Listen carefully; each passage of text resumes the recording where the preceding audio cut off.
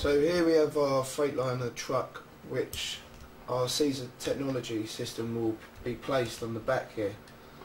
The system looks like this. As the exhaust enters our heat exchanger, the heat generated from the exhaust will produce superheated steam. The superheated steam will then be placed into our Voith engine located in the bottom here, which will then turn a three-phase generator producing the electricity to power our reefer units on the truck.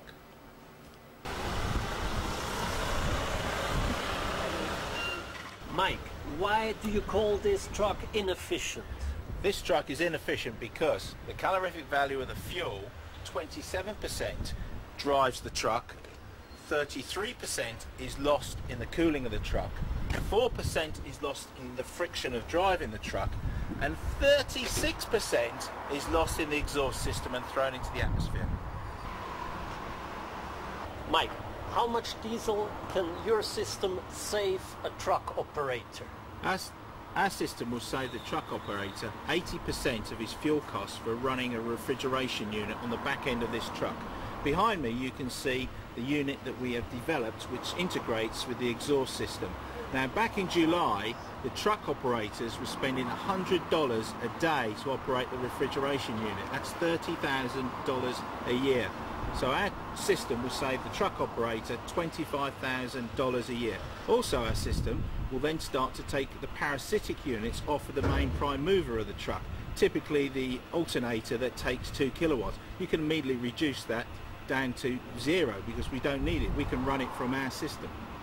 And what do you do if the truck is not moving and the refrigerating unit has to keep on working? Yes, well, there's two things there. One, you can be driving down the motorway where you've got too much power.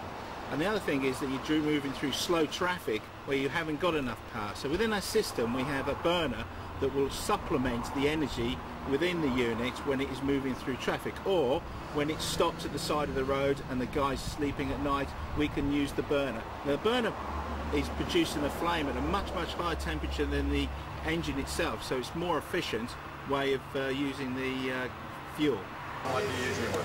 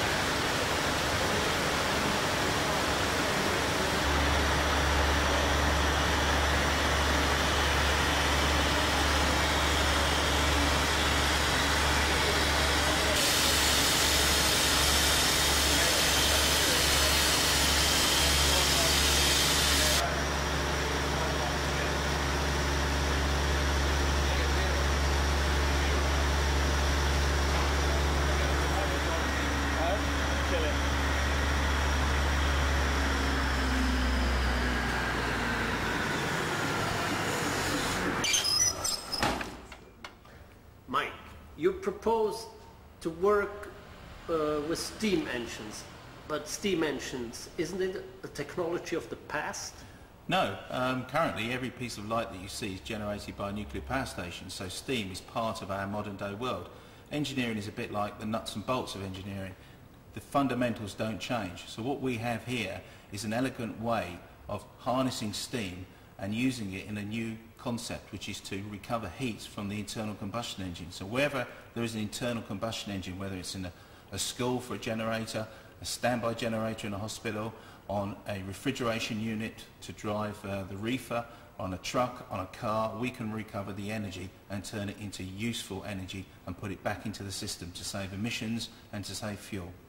But do you really think that you can be successful with this technology? Yes, I do, because the it is technology. It's not a product, it's a technology. And it's a bit like when Henry Ford first invented the Model T.